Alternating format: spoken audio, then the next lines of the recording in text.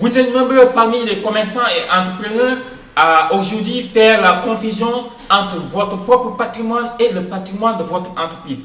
Dans la mesure où vous ignorez certains règlements juridiques ou bien certains risques juridiques liés à la gestion du patrimoine. C'est pour cela qu'il est très important de me regarder jusqu'à la fin et n'oubliez pas surtout de vous abonner sur ma chaîne YouTube.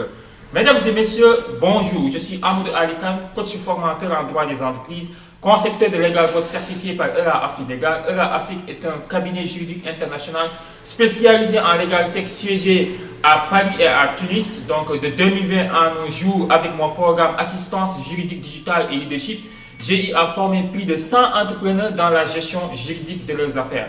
Donc, de 2020 à nos jours, avec ce programme-là, on a essentiellement des programmes liés à la gestion vraiment des entrepreneurs, des commerçants, pour les aider, pour les accompagner à mieux gérer leur business. Aujourd'hui, on va voir ce qu'on appelle la différence entre le patrimoine personnel et le patrimoine de l'entreprise. Vous savez, vous êtes nombreux parmi les commerçants, les entrepreneurs à faire cette confusion-là et c'est ce qui fait même entraîner beaucoup de risques juridiques liés par exemple à la mauvaise gestion du patrimoine.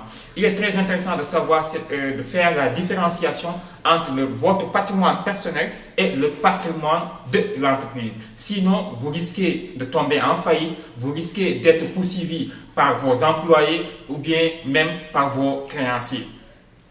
Le patrimoine personnel, d'abord, il s'agit de votre propre patrimoine, donc de votre propre bien, ce qui vous appartient proprement. Donc, c'est les chemises que vous avez achetées, c'est le portable qui vous appartient, que vous avez acheté donc à votre propre argent. Donc, c'est l'ordinateur que vous avez acheté à votre propre argent. Et c'est la voiture, je ne sais pas, de n'importe quelle marque, Ford ou bien Land Cruiser que vous avez acheté de votre propre argent. Ça, c'est votre patrimoine personnel. Ça vous appartient.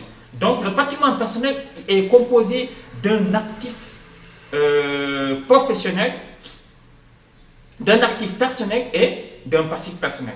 Ça, il faut le savoir. Votre actif personnel, c'est tout ce que vous avez comme bien, comme argent qui vous appartient.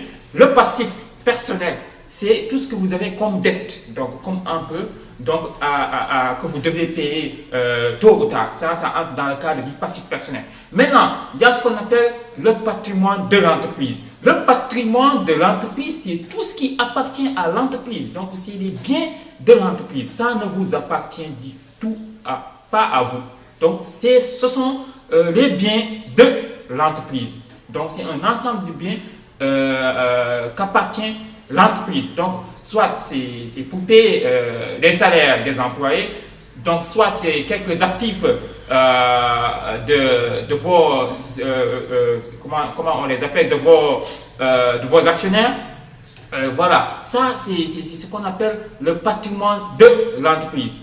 Le patrimoine de l'entreprise. Donc, il faut savoir que le patrimoine de l'entreprise, c'est un ensemble de biens qu'appartient l'entreprise. Donc, ça ne vous appartient pas du tout. Donc, est composé de l'actif professionnel, donc un ensemble de biens composés en fait qu'appartient l'entreprise même, que ce soit les marchandises, que ce soit en fait ce qui est destiné à la vente, que ça soit en fait l'argent de l'entreprise. Et il y a ce qu'on appelle le passif professionnel. Le passif professionnel, ça concerne surtout en fait l'ensemble des dettes de l'entreprise, donc l'ensemble des emprunts de l'entreprise, l'ensemble des créances de l'entreprise. C'est ça qu'il faut faire différence entre le patrimoine personnel de l'entreprise et le patrimoine professionnel de l'entreprise. Maintenant, si vous voulez avoir d'autres vidéos liées à la gestion du patrimoine, n'oubliez pas de me contacter au 77 290 28 31 et je vous donne rendez-vous